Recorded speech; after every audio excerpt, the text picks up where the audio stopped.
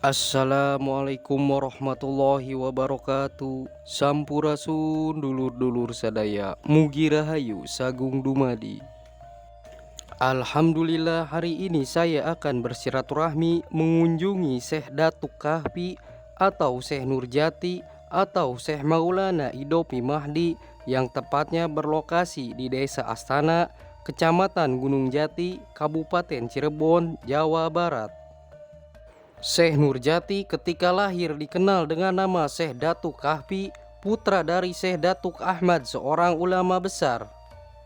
Syekh Datuk Ahmad putra dari Syekh Maulana Isa yang juga seorang tokoh agama yang berpengaruh di zamannya.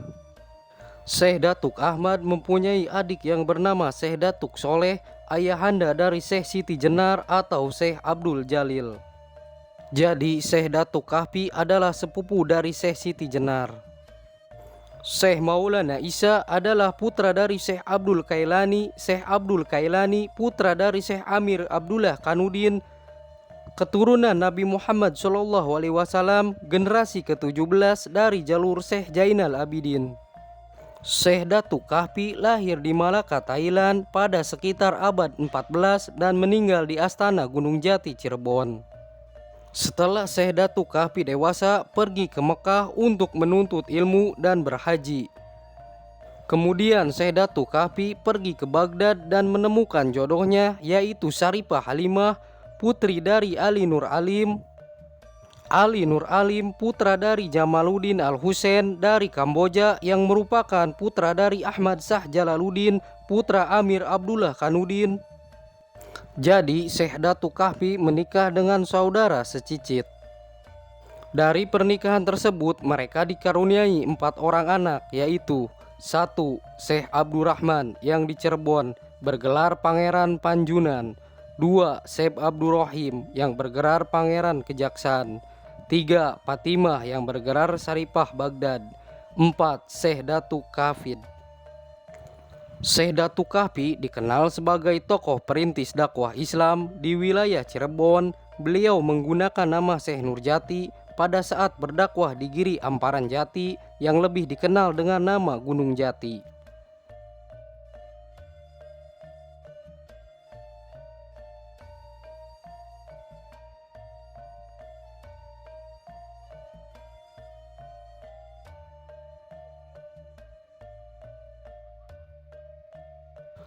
Mohon dukungannya dengan cara like, komen, dan subscribe, dan aktifkan bunyi loncengnya agar mendapat pemberitahuan video terbaru dari channel ini. Cerita tentang Syekh Datuk Kahfi dijumpai dalam naskah-naskah tradisi Cirebon yang merupakan bukti sekunder.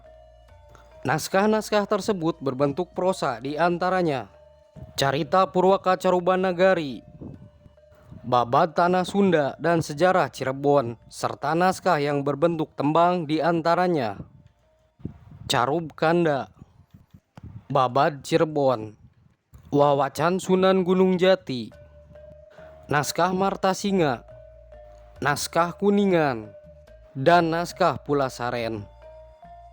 Dari sekian banyak naskah, hanya naskah Babad Cirebon terbitan Brandes saja yang tidak memuat tentang Syekh Datuk Kahfi. Sedangkan naskah tertua yang menulis tentang Syekh Datuk Kahfi dibuat oleh Pangeran Arya Cirebon pada tahun 1706 Masehi. Peran Syekh Datuk Kahfi dan para santrinya kala itu dalam membangun kejayaan Cirebon tampak sangat menonjol. Islam di Cirebon kala itu berkembang pesat hingga mengalahkan agama yang lama.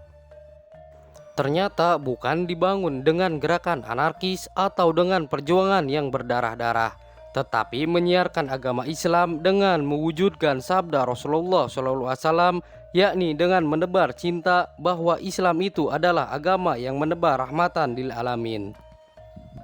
Secara etimologis, Islam berarti damai, sedangkan rahmatan lil alamin berarti kasih sayang bagi semesta alam.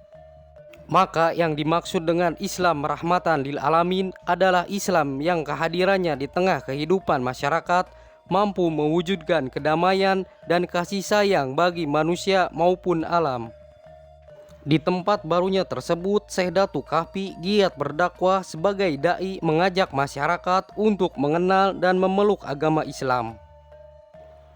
Setelah mendengar tentang agama Islam, orang-orang berdatangan dan menyatakan diri masuk Islam dengan tulus ikhlas. Semakin hari semakin banyak orang yang menjadi pengikut Syekh Datuk Kahfi. Dalam interaksinya dengan masyarakat sekitar, akhirnya Syekh Datuk Kahfi menikah dengan Hadijah. Hadijah adalah cucu Haji Purwagaluh atau Raden Brata Legawa, orang pertama Jawa Barat yang pergi haji. Saat itu masih bernama Kerajaan Galuh. Janda dari saudagar kaya raya yang berasal dari Hadramaut.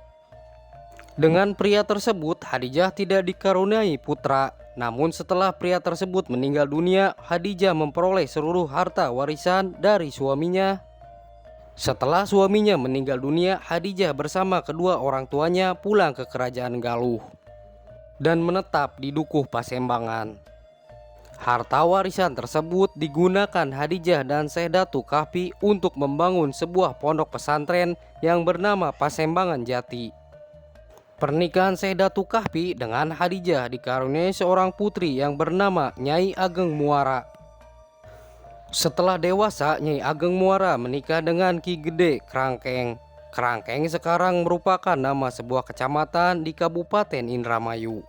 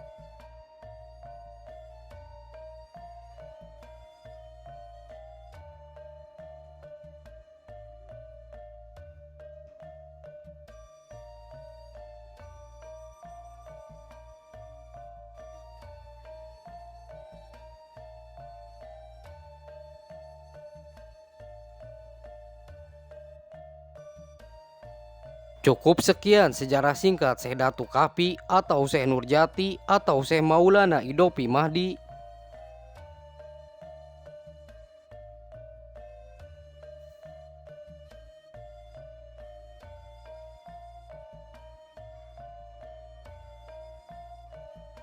Mohon maaf apabila ada kesalahan dalam penyampaian dan tutur kata yang tidak berkenan. Mari kita jaga dan lestarikan sejarah. Wassalamualaikum warahmatullahi wabarakatuh.